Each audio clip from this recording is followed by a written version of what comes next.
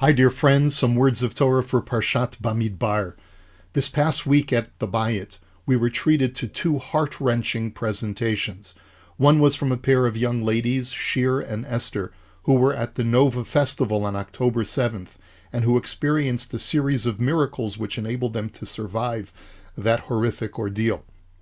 The second was a talk about Avichai Brodach, who fought in Kfar Aza on October 7th, was shot in the leg while his wife and children were kidnapped and remained hostages for 50 days. So many people came to hear their stories, for good reason. I dedicate this Dvar Torah in their honor for reasons that will soon become clear. The Torah opens the book of Numbers with a command to count the Jewish people. Moshe needed assistance to perform this mass census. Instead of giving him the option of choosing which people would assist him, Hashem commanded Moshe to take specific individuals. Ve'ela shemota anashim asher ya'amdu itchem. These are the names of the people who will stand with you. It is curious that for a relatively menial task of counting the people, Hashem felt it necessary to identify the people who would be Moshe's helpers. By contrast, when it came time to send out the spies later in Parshat Shalach, Hashem did not identify the people who would be sent as the spies. There the Torah simply says, Ve'ela shemotam, these are their names, without stating first that God gave Moshe their names.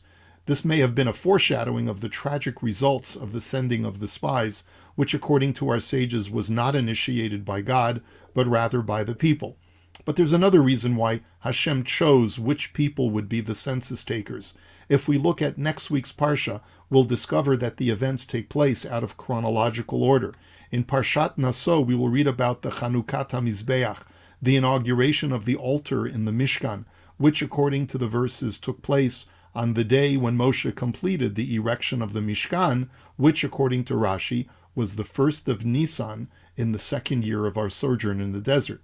The events that open the book of Bamidbar, however, are recorded as taking place on the first of Iyar of the second year, exactly 1 month later.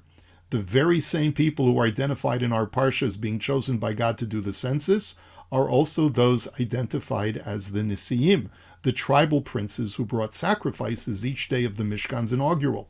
The names are identical with the men chosen to perform the census. Here, however, the Torah does not initially identify them as Nesiim. They are first called Rosh Levet Avotav, just heads of the family household, and in the verse which introduces their names, they are simply called Anashim, men.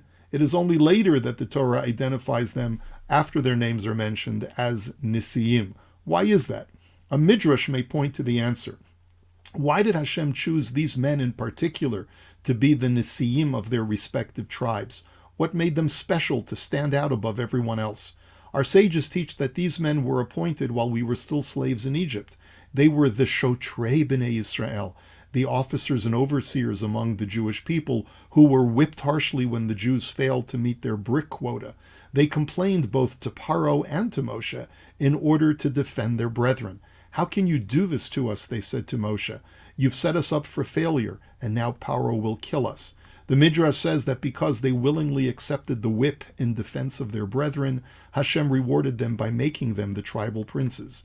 As the events occurred in real time, the nation was able to see the overt reward given to these formerly righteous overseers, in that their first formal task was to inaugurate the Mishkan.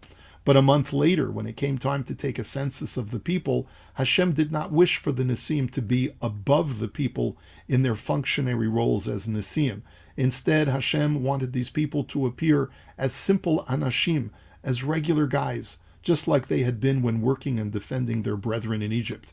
This was necessary when taking a census of the people, because it's easy to look at each person as just another number. But that is precisely what Hashem did not wish to transpire for this census. Instead, Hashem wanted the former officers to look into the eyes of each and every Jew above the age of 20 with love and compassion, as if to say, these are my people, the people who I defended in Egypt, the people for whom I bear scars on my back to this day. As each Jew walked past these census takers, they would feel both tremendous gratitude to these men, as well as a sense of importance, that they were worthy of being defended by these righteous and exalted men. This was the feeling that Hashem wished to generate at the time of the census taking. The purpose of the census was to take an inventory of which men were eligible for the future militia that would conquer Eretz Yisrael. They needed to be instilled with a sense of courage and emboldenment, and also a feeling of readiness to sacrifice themselves for their people. The Nesiim were the perfect choice for generating that feeling because of the sacrifice that they had made for those being counted. Hashem wanted Moshe to know, the Nesiim are the political leaders of the tribes, but they are not meant to always be aloof and elevated above the people. For the roles they play in the Mishkan, it's appropriate for them to be exalted, but they are needed for a much more important role, which is to instill the people with encouragement and confidence in themselves. At that time, they must be simple men. This is why Hashem needed to explicitly tell Moshe, I have chosen these men deliberately. They must be the same people who will be inaugurating the Mishkan, but will come down to the level of every Jew. This way, each and every person will feel greatly elevated in this census process. Now back to Shir and Esther and Avichai and his family. They provided two very different narratives about that same terrible day. But one of the incredible takeaways from their stories was not only the great bravery and the willingness to sacrifice their lives al Kiddush Hashem, it was also a witnessing of the great humility with which they told their stories. The question of why did I survive when my friends did not was heard in both of their accounts. They both expressed great gratitude and a willingness to make ultimate sacrifices for their families, their friends, and their people. Their stories were not about themselves surviving, but rather the persistent question of how can I save my friend, my family, and my people. The survivors of October 7th are worthy of being our future Nesiim, not because of their exalted status, but because they are simple anashim, just like the rest of us, who had greatness thrust upon them during a terrible trial, not of their own design.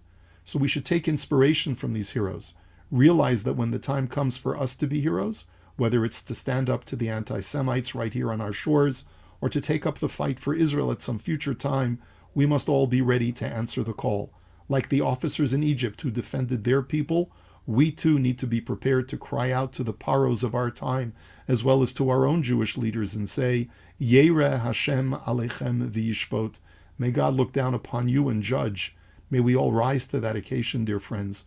Let's make our voices heard so that we can rejoice when peace is finally restored to the land and our people are all once again safe.